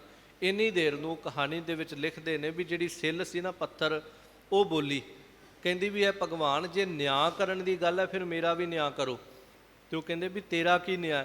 ਕਹਿੰਦੇ ਵੀ ਚਾਹੀਦਾ ਤਾਂ ਇਹ ਹੈ ਵੀ ਚਲੋ ਇਹਨੇ ਬੰਦਗੀ ਕੀਤੀ ਤੇ ਇਹਨੂੰ ਤੁਸੀਂ ਆਪਣੀ ਗੱਲ ਵੱਕੜੀ ਲਓ, ਸਰੂਪ ਦਿਓ, ਪਰ ਜੇ ਇਹ ਕਹਿ ਰਿਹਾ ਵੀ ਨਿਆਂ ਕਰੋ, ਵੀ ਮੈਂ 12 ਸਾਲ ਬੰਦਗੀ ਕੀਤੀ ਤੇ ਨਿਆਂ ਕਰੋ, ਤੇ ਹੰਕਾਰ ਇਹ ਹੈ ਵੀ ਉਸ ਨਿਆਂ ਦੇ ਮੁਤਾਬਕ ਮੇਰਾ ਭਲਾ ਹੋਣਾ ਚਾਹੀਦਾ, ਮੈਂ 12 ਸਾਲ ਬੰਦਗੀ ਕੀਤੀ, ਸਿਮਰਨ ਕੀਤਾ। ਉਹ ਪੱਥਰ ਦੀ ਸਿੱਲ ਕਹਿੰਦੀ ਵੀ ਜੇ ਤੂੰ ਨਿਆਂ ਕਰਨਾ ਨਾ ਤੇ ਫਿਰ ਜਾਂ ਤਾਂ ਐ ਬਰਾਬਰ ਬਰਾਬਰ ਤੋਲ। ਨਿਆਂ ਇਹ ਕਹਿੰਦਾ ਵੀ 12 ਸਾਲ ਇਹ ਮੇਰੇ ਤੇ ਬੈਠਾ ਰਿਹਾ ਤੇ ਹੁਣ 12 ਸਾਲ ਮੈਂ ਇਹਦੇ ਤੇ ਬੈਠਾਂਗੀ। 12 ਸਾਲ ਇਹਨੇ ਮੇਰੇ ਤੇ ਭਾਰ ਰੱਖਿਆ, ਹੁਣ 12 ਸਾਲ ਮੈਂ ਇਹਦੇ ਤੇ ਭਾਰ ਪਾਵਾਂ। ਨਿਆਂ ਤੇ ਤਾਂ ਬਰਾਬਰ ਹੁੰਦਾ। ਭਾਵ ਜਦੋਂ ਅਸੀਂ ਲੇਖਿਆਂ 'ਚ ਪੈਂਦੇ ਹਾਂ ਕਿ ਮੈਂ ਆਹ ਕੀਤਾ ਮੈਨੂੰ ਇਹਦਾ ਫਲ ਮਿਲੇ, ਮੈਂ ਇੰਨਾ ਕੀਤਾ। ਯਾਦ ਰੱਖੀਏ ਅਸੀਂ ਜ਼ਿੰਦਗੀ 'ਚ ਸ਼ਾਇਦ ਬਾਣੀ ਤਾਂ ਕਿਤੇ ਦਿਨ 'ਚ ਘੰਟਾ 2 ਘੰਟੇ, ਵੱਧ ਤੋਂ ਵੱਧ ਕੋਈ 4 5 6 ਘੰਟੇ ਪੜ੍ਹ ਲਏਗਾ, ਕੋਈ 7 8 ਘੰਟੇ ਪੜ੍ਹ ਲੈਂਦਾ, ਬੜਾ ਕਮਾਈ ਵਾਲਾ। ਪਰ ਉਹਨੂੰ 24 ਘੰਟਿਆਂ ਦੇ ਵਿੱਚੋਂ ਜੇ ਅਸੀਂ 1 ਘੰਟਾ ਬਾਣੀ ਪੜ੍ਹੀ ਹੈ ਤੇ ਅਸੀਂ ਕਹੀਏ ਵੀ ਦਾਤਾ 1 ਘੰਟੇ ਦਾ ਨਿਆਂ ਕਰ ਸਾਡੇ ਨਾਲ, ਤੇ ਫਿਰ ਗੁਰੂ ਜੇ 23 ਘੰਟਿਆਂ ਦਾ ਨਿਆਂ ਕਰਨ ਤੇ ਆ ਗਿਆ ਤੇ ਸੋਚ ਲਓ ਸਾਡੇ ਨਾਲ ਕੀ ਬਣੇਗਾ। ਇਸ ਕਰਕੇ ਸਾਡੀ ਹਾਲਤ ਜਿਹੜੀ ਹੈ ਨਾ ਉਹ ਬੱਚੇ ਵਰਗੀ ਹੈ ਤੇ ਅਸੀਂ ਖਿੰਨ ਖਿੰਨ ਕਰਕੇ ਅਪਰਾਧ ਕਰਨ ਵਾਲੇ ਹਾਂ। ਇਸ ਕਰਕੇ ਦਾਤਾ ਲੇਖਾ ਕਤਹਿ ਨਾ ਛੂਟੀ ਹੈ, ਖਿੰਨ ਖਿੰਨ ਭੂਲਨ ਹਾਰ, ਬਖਸ਼ਣ ਹਾਰ ਬਖਸ਼ ਲੈ ਨਾਨਕ ਪਾਰ ਉਤਾਰ। ਲੇਖਾ ਛੋੜ, ਸਾਡੇ ਲੇਖੇ ਛੱਡ ਦੀ। ਤੇ ਯਾਦ ਰੱਖੀਏ ਜਿਹੜਾ ਸ਼ਰਨ ਵਿੱਚ ਆ ਗਿਆ ਨਾ, ਮਾਲਕ ਦਾ ਇਹ ਵੀ ਇੱਕ ਸੁਭਾਅ ਹੈ।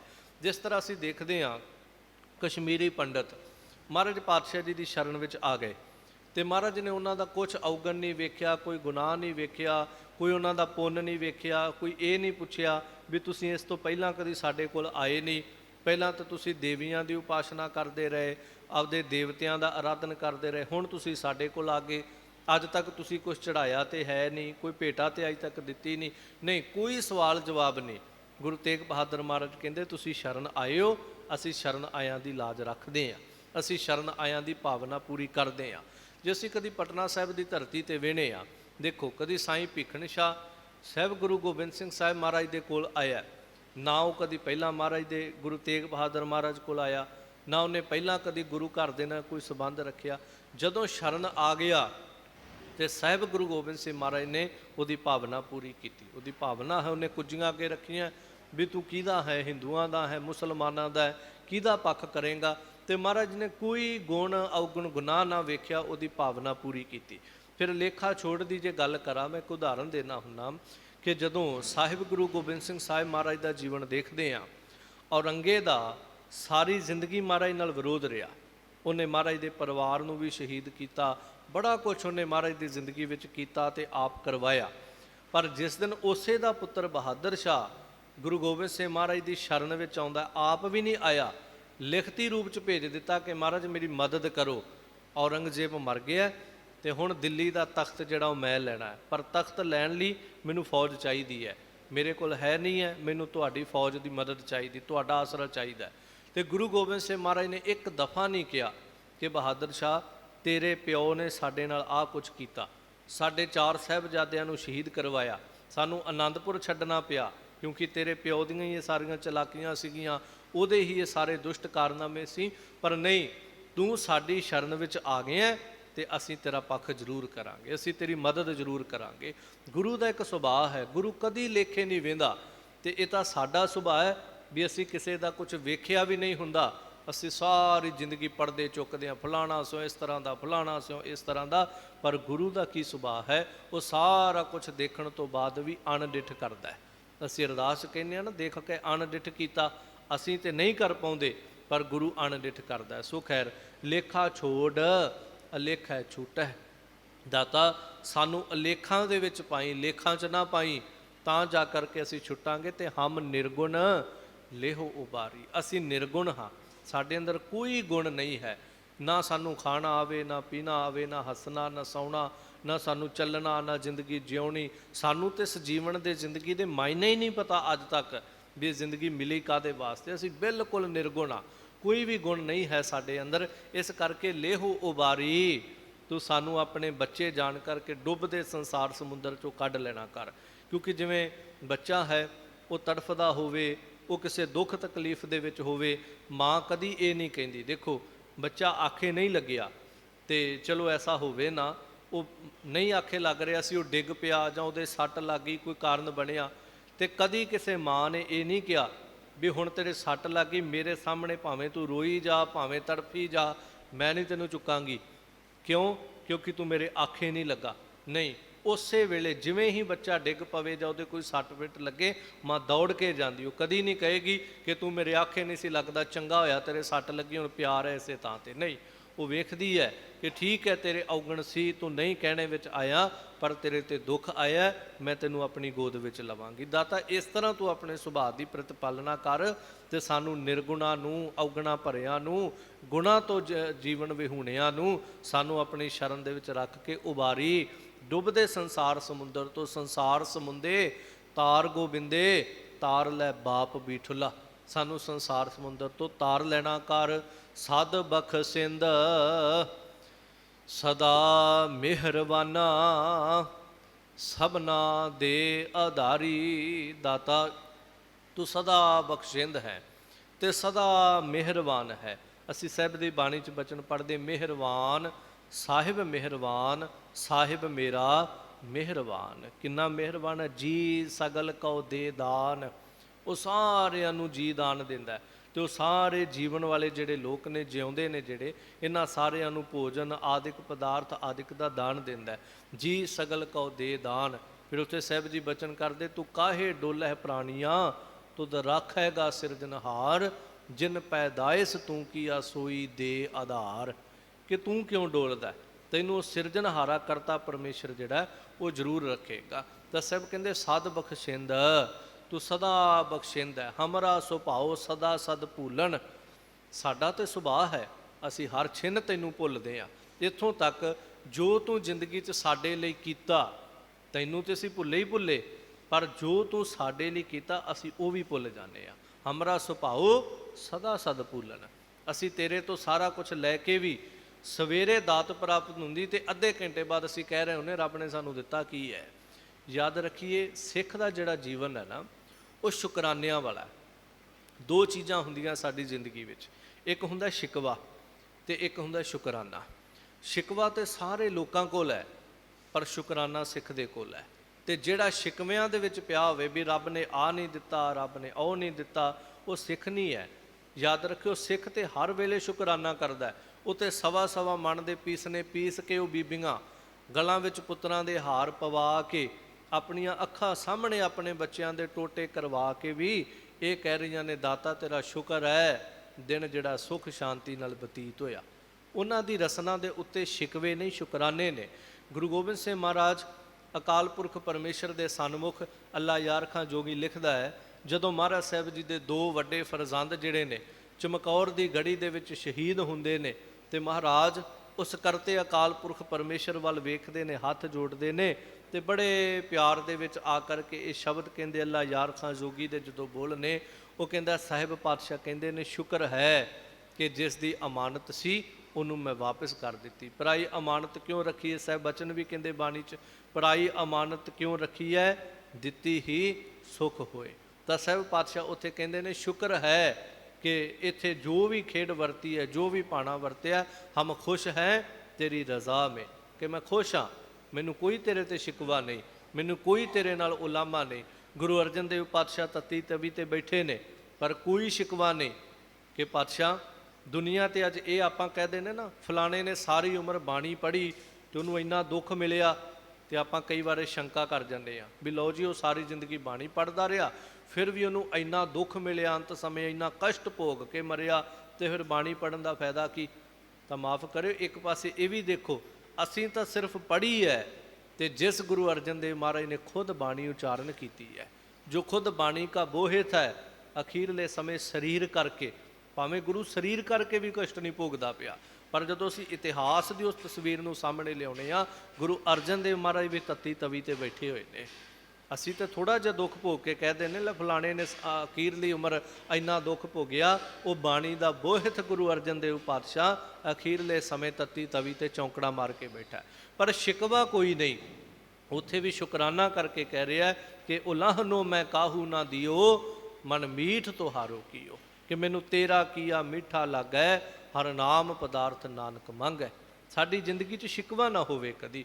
देखो गुरु गोबिंद सिंह साहब महाराज जदों आनंदपुर तो कूच किया, महाराज जदों जफरनामा लिखते हैं, बहुत अगे जाके सारा सफ़र पंध तय हो गया, जफरनामा लिखिया औरंगजेब, तो महाराज ने उत्थे भी यही शब्द लिखे कि ए औरंगजेब तैनू लगदा होएगा कि मेरे कोल कुछ भी नहीं है, तैनू लगदा होएगा भी ना मेरे कोल आनंदपुर है, ना मेरे कोल बाज घोड़े ने, ना मेरे हाथ ते बाज है, ना मेरे कोल सिख हैं, ना मेरे कोल सुख साधन ने, कुछ भी नहीं मेरे कोल।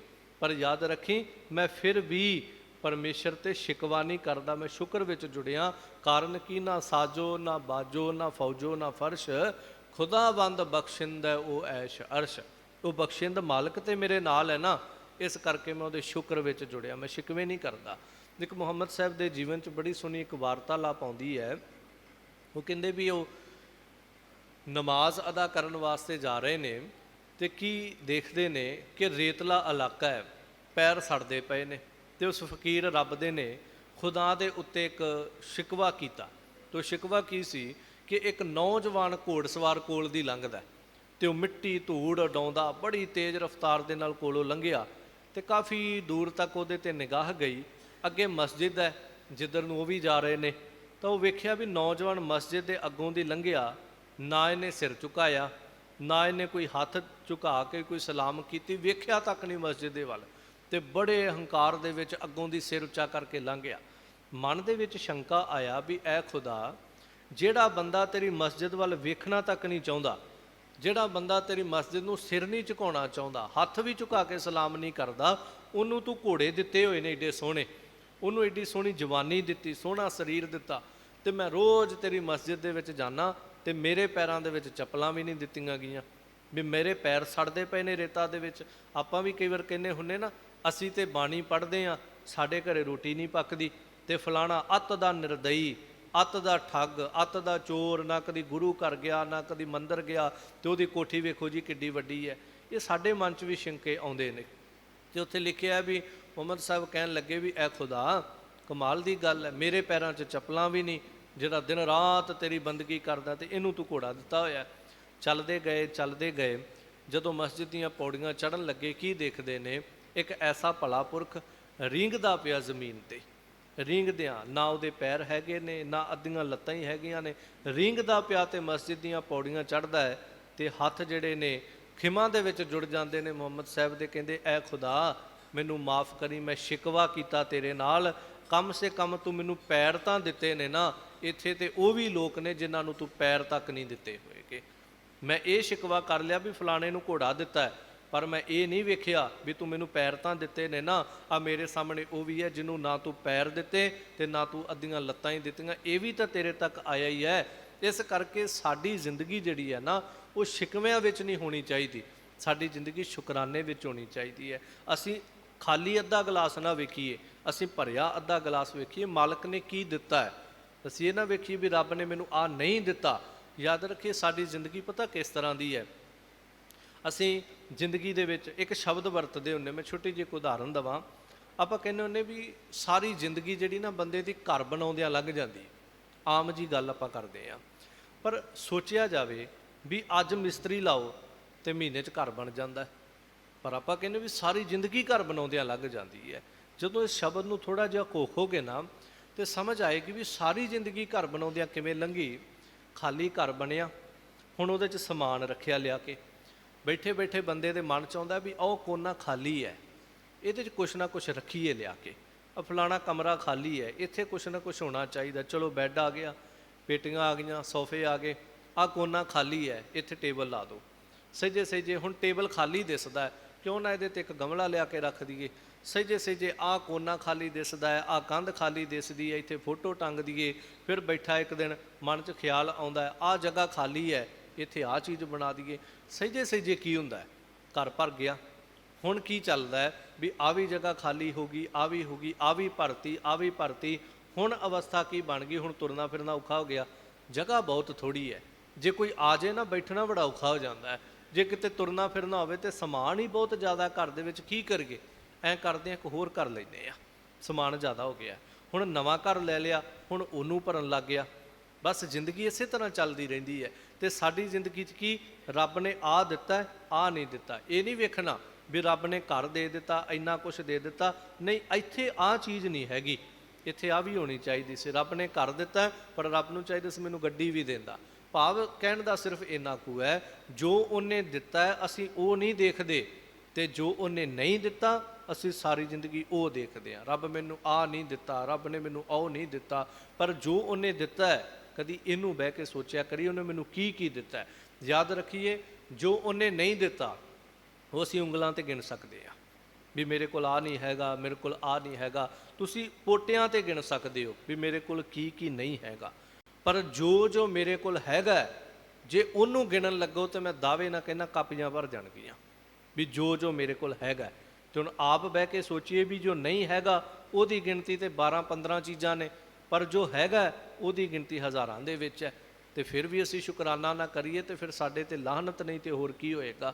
ਸੋ ਇਸ ਤਰ੍ਹਾਂ ਮਹਾਰਾਜ ਕਹਿੰਦੇ ਤੂੰ ਸਦਾ ਬਖਸ਼ਿੰਦਾ ਹੈ, ਤੂੰ ਸਦਾ ਮਿਹਰਬਾਨ ਹੈ, ਤੂੰ ਕਦੀ ਜੀਆਂ ਨੂੰ ਦੁੱਖ ਨਹੀਂ ਦਿੰਦਾ। ਤੇ ਸਾਡੀ ਸੋਚ ਹੈ ਕਿ ਰੱਬ ਨੇ ਮੈਨੂੰ ਦੁੱਖ ਦਿੱਤੇ ਨੇ, ਰੱਬ ਨੇ ਮੇਰੀ ਜ਼ਿੰਦਗੀ 'ਚ ਆਹ ਕਰਤਾ ਉਹ ਕਰਤਾ।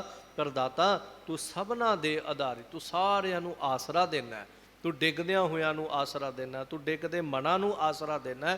ਇਸ ਕਰਕੇ ਅਸੀਂ ਤੇਰੀ ਸ਼ਰਨ ਵਿੱਚ ਆ ਗਏ, ਕਿਉਂਕਿ ਤੂੰ ਬਖਸ਼ਿੰਦਾ ਹੈ, ਤੂੰ ਕਿਰਪਾਲੂ ਤੇ ਦਿਆਲੂ ਹੈ। ਨਾਨਕ ਦਾਸ ਸੰਤ ਪਾਛੈ ਪਰਿਓ, ਰਾਖ ਲੇਹੋ ਇਹ ਬਾਰੀ। ਅਖੀਰ ਸਾਹਿਬ ਕਹਿੰਦੇ ਦਾਤਾ ਅਸੀਂ ਤੇਰੀ ਸ਼ਰਨ ਵਿੱਚ ਆ ਗਏ ਹਾਂ।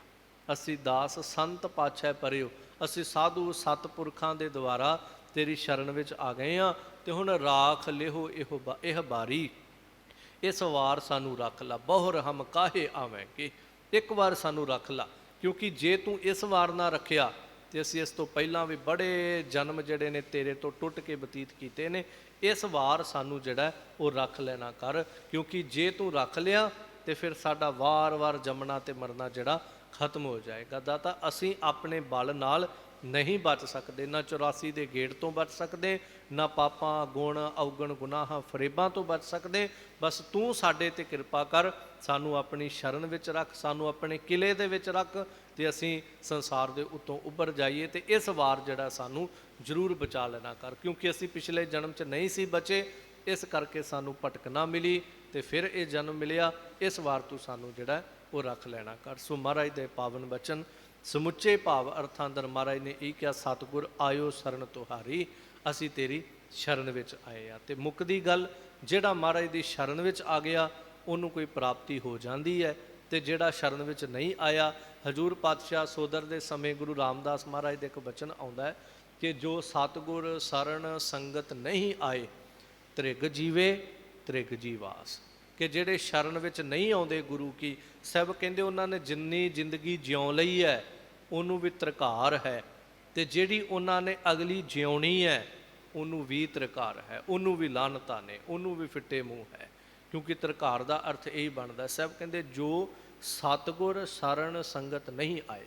ਕਈ ਵਾਰ ਆਪਾਂ ਕਹਿੰਦੇ ਜੋ ਸਤਿਗੁਰ ਸ਼ਰਨ ਸੰਗਤ ਨਹੀਂ ਆਏ, ਉਹਦਾ ਅਰਥ ਗਲਤ ਹੋ ਜਾਣਾ। ਜੋ ਜਿਹੜੇ ਮਨੁੱਖ ਸਤਿਗੁਰ ਸ਼ਰਨ ਸੰਗਤ ਨਹੀਂ ਆਏ, ਜਿਹੜੇ ਸਤਿਗੁਰੂ ਦੀ ਸ਼ਰਨ ਵਿੱਚ ਤੇ ਸਤ ਸੰਗਤ ਵਿੱਚ ਨਹੀਂ ਆਏ, ਤ੍ਰਿਗ ਜੀਵੇ ਤ੍ਰਿਗ ਜੀਵਾਸ, ਉਹਨਾਂ ਦਾ ਜਿਉਣਾ ਜਿਹੜਾ ਉਹ ਤਰਕਾਰ ਹੈ। ਇਹ ਮਹਾਰਾਜ ਨੇ ਕਿਹਾ ਜੋ ਤੇਰੀ ਸ਼ਰਨ ਵਿੱਚ ਆ ਗਿਆ ਉਹਨੂੰ ਫਿਰ ਸਾਰੇ ਸੁੱਖ ਸਾਧਨ ਜਿਹੜੇ ਨੇ ਸੋ ਪ੍ਰਾਪਤ ਹੋ ਜਾਂਦੇ ਨੇ। ਇਹ ਸਤਿਗੁਰੂ ਪਾਤਸ਼ਾਹ ਨੇ ਟੁੱਟ ਕੇ ਅੰਮ੍ਰਿਤ ਵੇਲੇ ਇਹਨਾਂ ਪਾਵਨ ਅਸਥਾਨਾਂ ਤੋਂ ਮੁੱਖ ਵਾਕ ਸਾਹਿਬ ਬਖਸ਼ਿਸ਼ ਕਰਕੇ ਨਿਵਾਜਿਆ ਸੀ। ਜੋ ਆਪਾਂ ਭਾਵ ਅਰਥ ਸਾਂਝੇ ਕੀਤੇ ਨੇ, ਹੋਈਆਂ ਬੇਅੰਤ ਭੁੱਲਾਂ ਦੀ ਖਿਮਾ ਦਾਤਾਰ ਜੀ ਸਭਨਾਂ ਦੀਆਂ ਹਾਜ਼ਰੀਆਂ ਪ੍ਰਵਾਨ ਕਰਦਿਆਂ ਆਪਣੀਆਂ ਬਖਸ਼ਿਸ਼ਾਂ ਮਿਹਰਾਂ ਮੇਰਾਮਤਾਂ ਨਾਲ ਨਿਵਾਜ ਕੇ ਗੁਰਸਿੱਖੀ ਚੜ੍ਹਦੀ ਕਲਾ ਦੀ ਦਾਤ ਬਖਸ਼ਿਸ਼ ਕਰਨ, ਭੁੱਲਾਂ ਦੀ ਖਿਮਾ ਸਹਿਬ ਸਮਤ ਦੀ ਦਾਤ ਬਖਸ਼ ਨਿਵਾਜਨਾ ਕਰਨ। ਸਦ ਬਖਸ਼ਿੰਦ ਸਦਾ ਮਿਹਰਵਾਨਾ ਸਭਨਾ ਦੇ ਆਧਾਰੀ, ਨਾਨਕ ਦਾਸ ਸੰਤ ਪਾਛੈ ਪਰਿਓ ਰਾਖ ਲਿਹੋ ਇਹ ਬਾਰੀ। ਵਾਹਿਗੁਰੂ ਜੀ ਕਾ ਖਾਲਸਾ, ਵਾਹਿਗੁਰੂ ਜੀ ਕੀ ਫਤਿਹ।